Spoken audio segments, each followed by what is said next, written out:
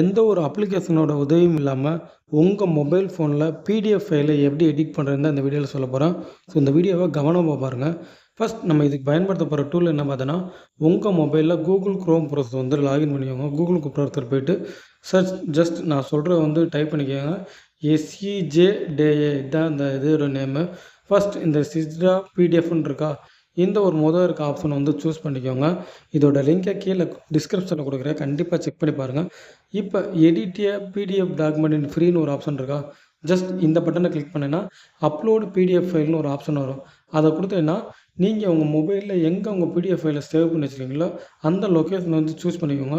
அது வந்து எல்லார் மொபைல்லையும் பார்த்தீங்கன்னா டாக்குமெண்ட்டுன்னு ஒரு ஃபோல்டர் இருக்கும் மேலே ஆப்ஷன். அங்கே தான் மோஸ்ட்லி பிடிஎஃப் ஃபைல் இருக்கும். இந்த மாதிரி எங்கே பிடிஎஃப் ஃபைல் வச்சுருக்கீங்களோ அந்த பிடிஎஃப் ஃபைலை வந்து சூஸ் பண்ணிக்கோங்க. நான் இப்போ என்னுடைய பிடிஎஃப் ஃபைலை வந்து சூஸ் பண்ணிவிட்டேன். ஓகேங்களா? இதுதான் என்னுடைய பிடிஎஃப் ஃபைல்.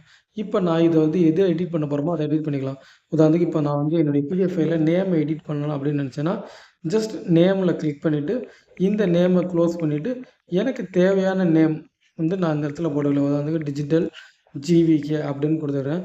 இங்கே மேலே இருக்கு பாருங்கள், போல்டு, இத்தாலி, ஃபாண்டு, லிங்க்கு, இந்த மாதிரி எல்லா ஆப்ஷனையும் இது யூஸ் பண்ணி எடிட் பண்ணிக்கலாம்.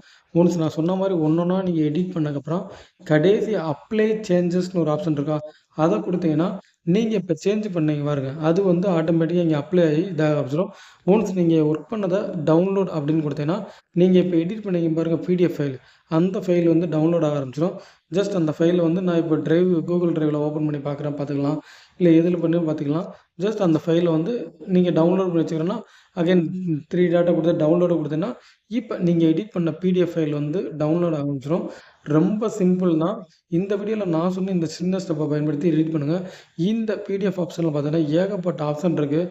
கலரு, லிங்க்கு, ஃபாண்டு, இந்த மாதிரி எல்லா ஆப்ஷன்ஸும் கொடுத்து தரவாக ஒர்க் பண்ணிக்கலாம். இதோட லிங்க்கை கீழே டிஸ்கிரிப்ஷனில் கூட கண்டிப்பாக செக் பண்ணி பாருங்கள். இந்த மாதிரி வேல்யூபிளான இன்ஃபர்மேஷன் தெரிஞ்சுக்கணுச்சுன்னா கண்டிப்பாக நம்ம சேனலை ரெகுலராக ஃபாலோ பண்ணுங்கள். தேங்க்ஸ் ஃபார் வாட்சிங்.